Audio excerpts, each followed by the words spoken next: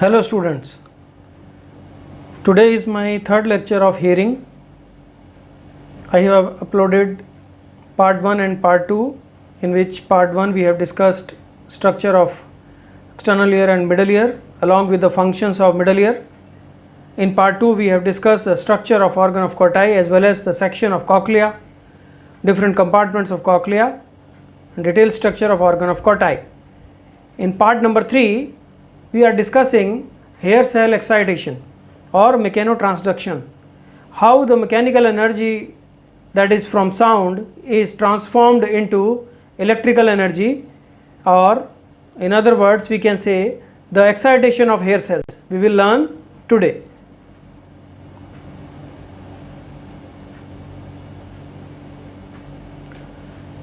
First of all,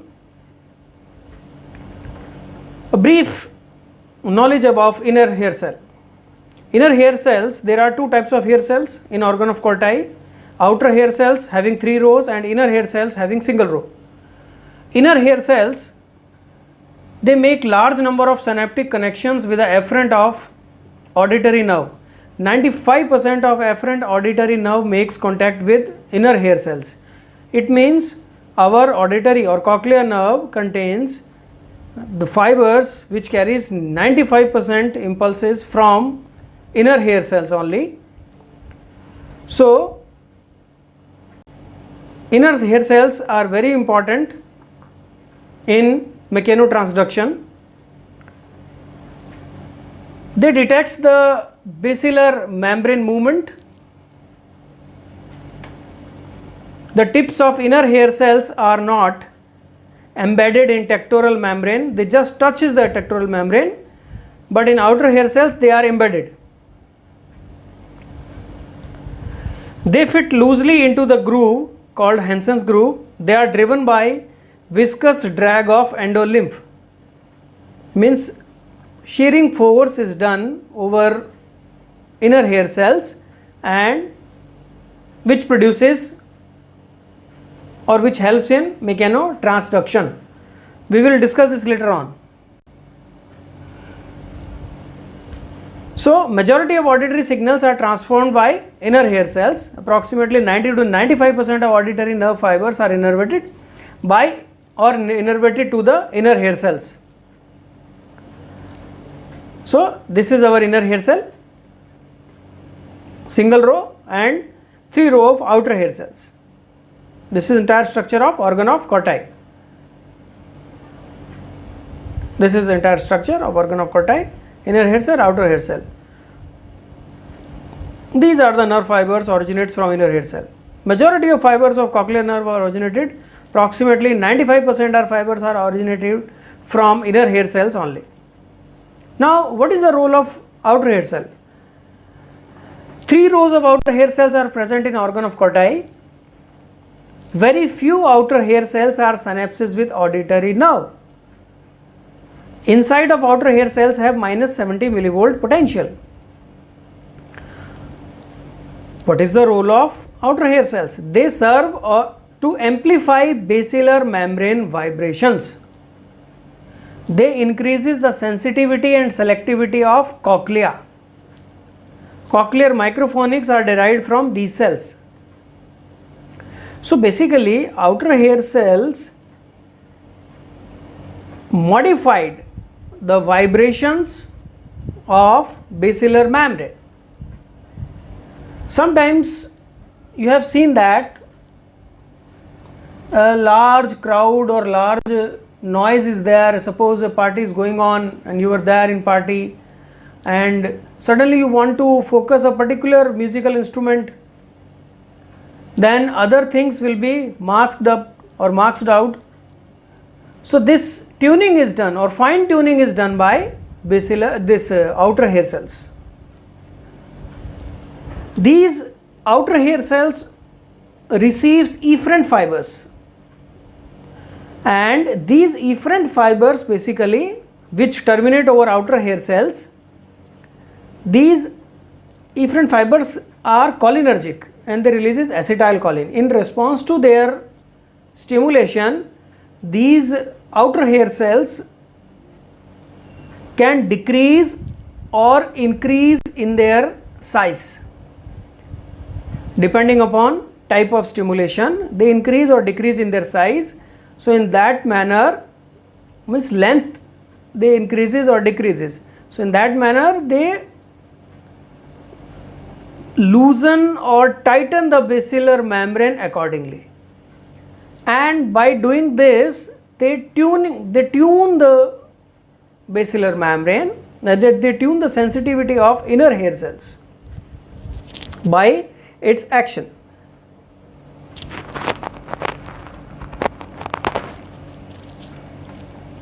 Now, resting potential of hair cells. The hair cells have negative intracellular potential, that is minus 70 millivolt. This is with respect of perilymph. Perilymph is having in reference to 0, if it is 0, and inside the cell it is minus 70 millivolt. But in reference to endolymph, which is positive 80 millivolt, why it is positive 80 millivolt? Because it is having lots and lots of cations, mainly the potassium ion secreted from stria vascularis.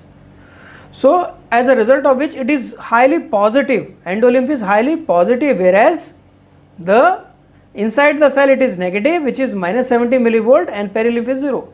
Perilymph is equal to plasma.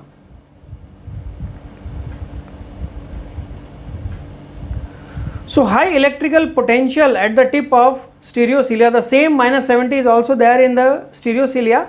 So you see in this picture, stereocilia is having minus 70 and outside it is plus 80. So there is a lot of difference. The difference is how much? 150 millivolt, which basically sensitize, or you can say highly sensitize these stereocilia and increasing its ability to respond to slightest sound. The tip of cilia are interconnected by tiplinks. Very fine links are there which connects the neighboring cilia.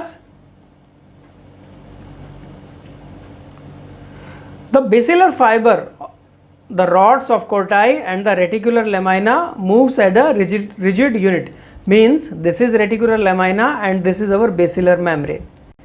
When there is a vibration takes place in basilar membrane, both will move, both will vibrate because of that vibration in basilar membrane.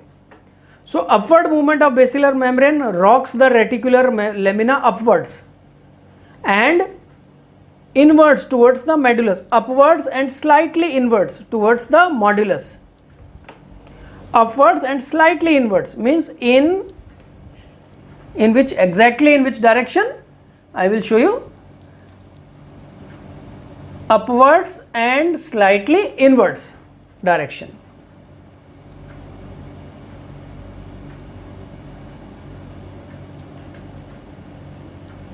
When the basilar membrane moves downwards, the reticular lamina rocks downwards and outward direction, downwards and outward direction. It means where? Downwards and outward direction. It is like this.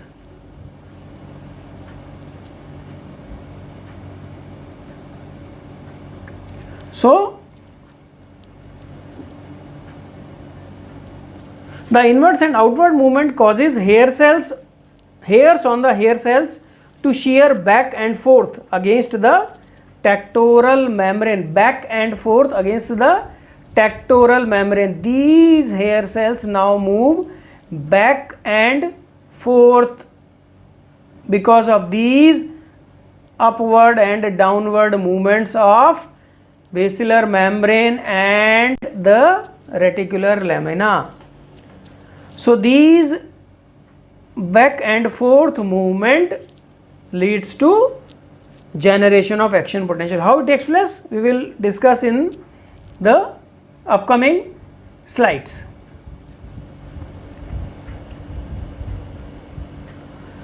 Now see in this slide, this is resting condition. This is our tectoral membrane. This is our tectoral membrane and this is our reticular lamina. Okay, so when this acts as a pivot, so both will when there is a vibration takes place in basilar lamina, same time there is these vibrations are also happens in tectoral membrane. So that will lead to upward and backward movement, and because of that upward and backward movement, these cilia, the force will be developed from endolymph in this direction, and as a result of which these cilia, the smaller one will be moving towards the bigger one in this direction. That we will discuss in the next slide. See in this, they are towards the larger cilia, and bending of smaller cilia towards the larger cilia leads to depolarization.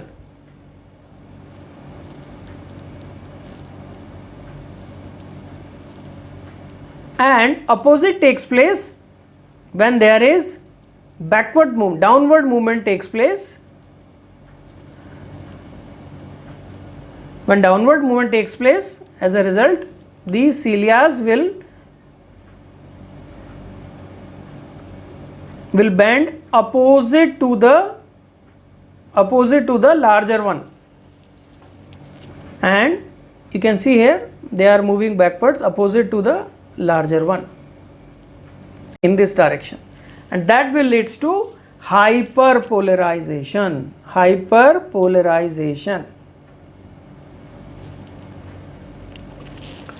So movement of cilia towards the larger or opposite to the larger cilia, how it will leads to depolarization or hypolarization or hyperpolarization. In this diagram you are seeing that in this is number 1 picture, in which smaller cilia are moving towards the larger one. So in that condition you are seeing that they are tipplings, they are connected with the tipplings. When there is bending takes place in this direction, there is opening up of stretch sensitive channels, stretch sensitive cationic channels. Stretch sensitive cationic channels are open, and these are mechanically gated. So as a result of which potassium and calcium, it starts entering into the cilia. You are knowing that the outside the cilia there is lot of, because endolymph is there is lot of potassium ion is rich in potassium ion, endolymph is, by help of stria vascularis. So potassium now starts entering into the stereocilia, leads to depolarization. And in opposite condition, when it is bending away from larger cilia, in that leads to closing of these mechanically gated channels. There is closing, and when there is closing takes place, no potassium will going to enter, which will leads to hyperpolarization.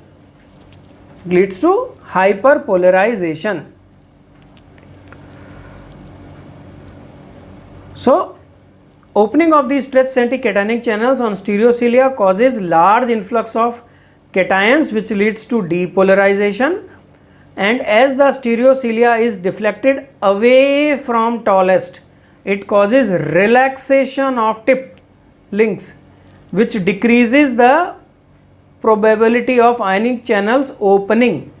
So it will leads to hyperpolarization.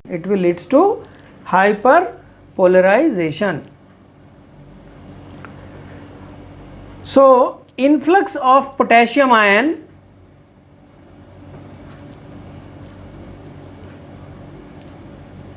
in the cell causes activation of calcium channels. So calcium now starts entering into the hair cell. It leads to release of vesicles. These vesicles now fuses at the membrane, at the base of membrane, and the neurotransmitter, which neurotransmitter? Glutamate. Glutamate neurotransmitter is released, and as a result of this there is development of action potential. Which neurotransmitter? Glutamate is released in the inner hair cell. In the organ of corti, in the hair cell, it is glutamate, but in the vestibular system it is, I think it is aspartate, which is released in vestibular system, which is concerned with balancing, but here it is glutamate. So the same picture but in the detail, you are able to see in this the cilia very clearly. There are two conditions, again I am repeating: depolarization, bending of smaller cilia towards the larger one in this direction.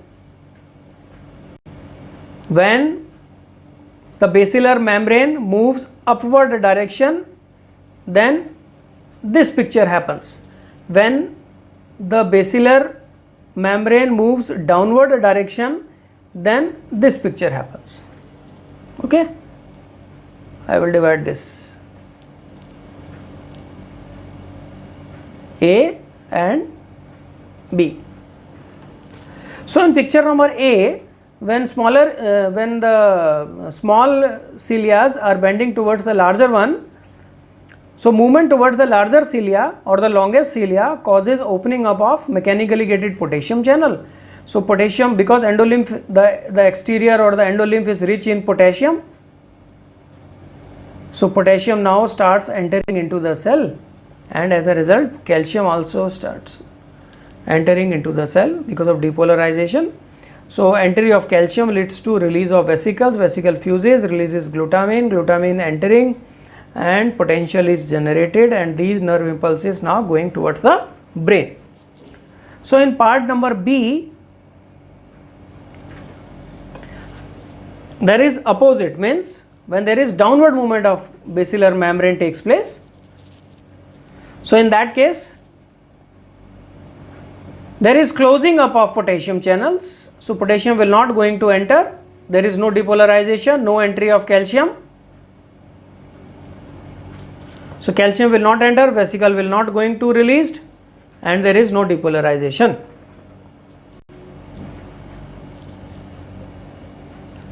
So mechanical transduction is means sound energy, which is a mechanical energy which enters into the ear and then it goes to the middle ear where impedance matching takes place, and after that it goes to the stapes and stapes rocks, and the vibrations will be transmitted into the perilymph in the scala vestibuli, and these vibrations are now transfers from scala vestibuli and then to the media, and media to the basilar membrane, and basilar membrane now vibrates because of that sound energy. So vibration of basilar membrane will leads to generation of action potential in inner hair cell, and that action potential is transferred by, first these are the peripheral process which goes to spiral ganglion, and from spiral ganglion the central process arrives and they goes towards the brain, they goes towards the brain.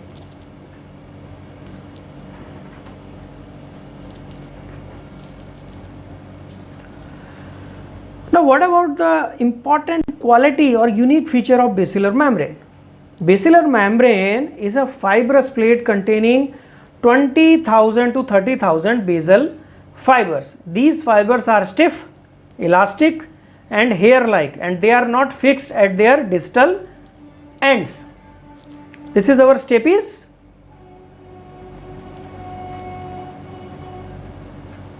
this is our stapes, and then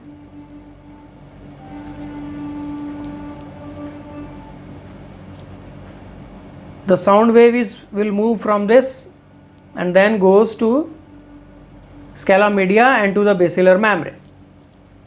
The important part of very important unique property of basilar membrane is the length of these fibers 12-fold increases progressively from base to the apex. It means basal fibers are very less in the length in comparison to the apex part. Apex means towards the helicotrema, whereas the diameter of fiber decreases from the base to the apex. It means at the base the fibers are more narrower, more decreased in the length, as well as they are very tough. So you can see here, this is the basal part and this is the apical part.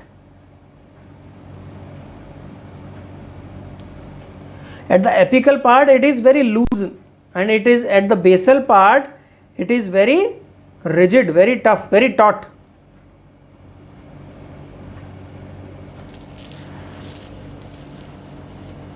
So as a result of which there is a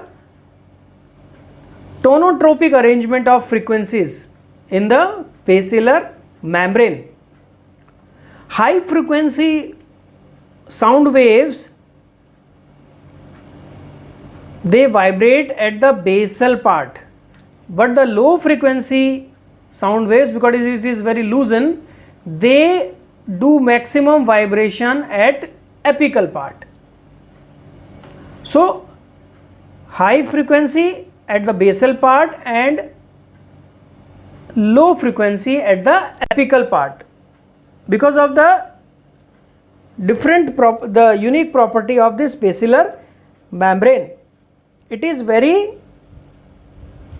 taut at the basal part and it is very loosened at the apical part.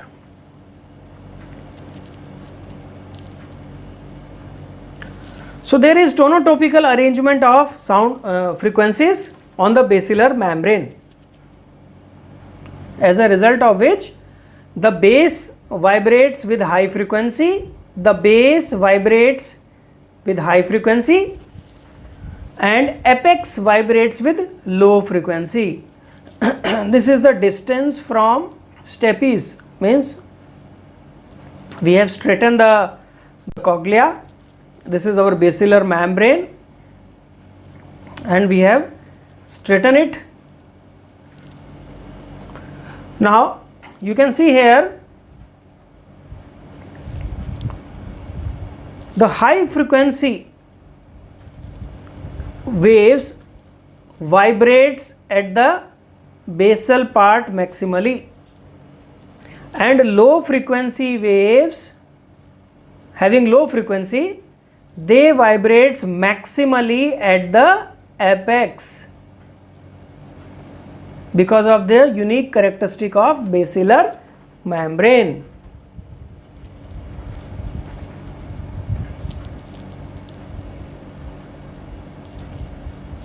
See in this diagram also, high frequency near stapes means near base, and low frequency waves, they vibrates maximally at the apex. So because of that tonotropically arrangement, person is able to discriminate the different frequencies very clearly because of that tonotropically arrangement of different frequencies over basilar membrane. So high frequency over base,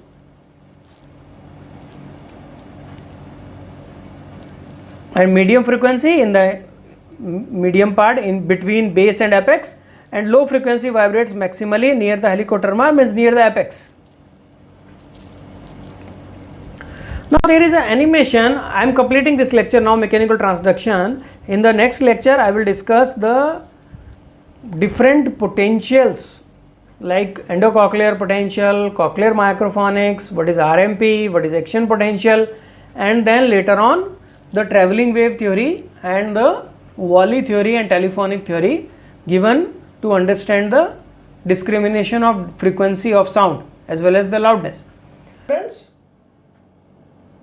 very soon I will upload the part 4 of hearing.